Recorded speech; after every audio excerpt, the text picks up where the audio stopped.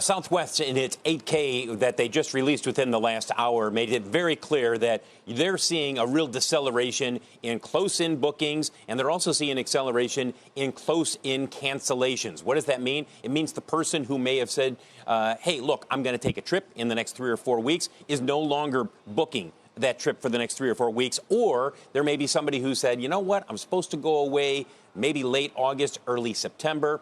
I'm not comfortable doing that anymore. I'm going to cancel that trip. And as a result, Southwest says that its operating revenue forecast, what it was expecting for the third quarter, will now be 3 to 4 percentage points lower than what it was previously expecting. So there is a definite trim on the guidance for Q3 revenues. Remember, it was less than 3 weeks ago that Gary Kelly was here on CNBC after their earnings results, and he said that they had seen no impact from COVID-19 because we were starting to see the acceleration of Delta variant cases. And I believe it was Jim Cramer who asked him, look, are you noticing any impact? And he said, no, not at this point, we're not. So in less than 3 weeks, they're noticing a real change in the attitude of American travelers when it comes to trips. And remember, Southwest is primarily leisure right now. Sure, there is some business travel, but the vast majority is leisure travel. So they're noticing people who are saying, I'm not comfortable with the COVID situation in this country, so I'm either A, not going to take the trip that I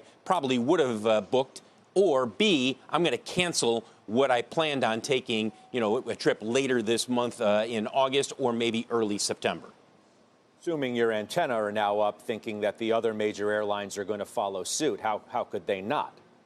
Sure.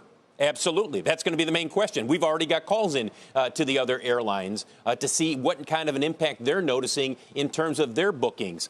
But we shouldn't be surprised that we're seeing this from at least one of the airlines. As you've noticed, a number of events. I know Bob Pisani was talking about people who were planning on going to the New Orleans Jazz Festival, and it was canceled.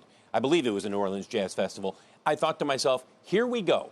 It's this type of event that people were booking and planning on attending, and now they're saying, no, if it's not happening, I'm not going. Or if there's a surge in cases in a particular area, and we know what's going on down in Florida, how many families may feel comfortable about taking that trip? Many will. Many will say, look, I'm staying at an Airbnb or I'm staying someplace where we're going to be relatively isolated, so I'm not worried about the spread of COVID to the degree that I might be if I was in a densely packed area.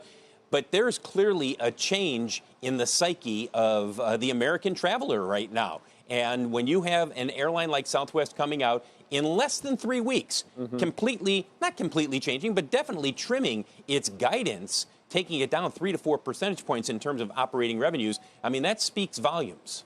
I'd like to get your reaction before I let you run, Phil, to also Southwest, American, Delta, saying they're not going to require their employees to get the vaccine. What do you make of that? Look, they're all strongly encouraging their staff to get vaccinated, and they all have high vaccination rates. I believe they're all between 70 and 80%.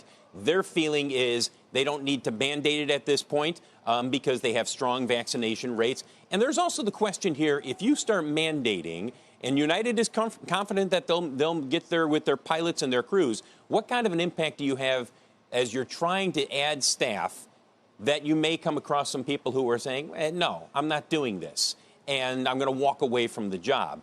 That stresses the system a little bit more, and they're already trying to increase their staffing. So that may play a role in here as well. But make no mistake, those 3 airlines, I know the headline today is they're saying no vaccine mandates. They are all highly encouraging their staff to get vaccinated. So it's not like they're just turning a blind eye to COVID-19.